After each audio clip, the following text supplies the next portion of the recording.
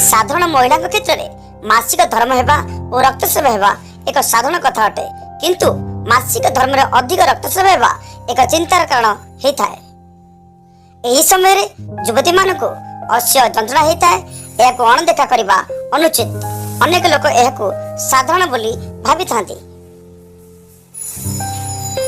Period अवधि समय चक्र पीरियड अवधि चक्र आरंभ होबार एक निर्दिष्ट बयस यथा 12, 13 कि 14 वर्ष रही है। सेहीपरि पीरियड अवधि शेष होबार एक बयस यथा 40, 45 कि 50 वर्ष होता है।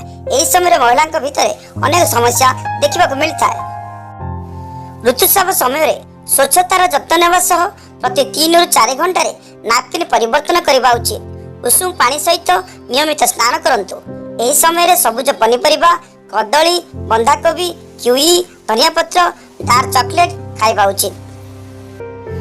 यही समय यथेष्ट भाव में पानी पियंतु, फ्रूट खांतु, चा, कॉफी, बाहर खाद्य, खट्टा जिनिस इत्यादि दूरे रुहंतु।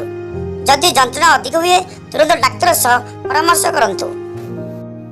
ओडिशार माँ और माटीर दर्शक मानक मोर विनीत अनुरोध जे जो माने मोर वीडियो देखुचंती आ ताको कि शिखिबा को मिलुची, प्लीज मोर चैनल को लाइक और सब्सक्राइब करबा को भूलंतु नहीं।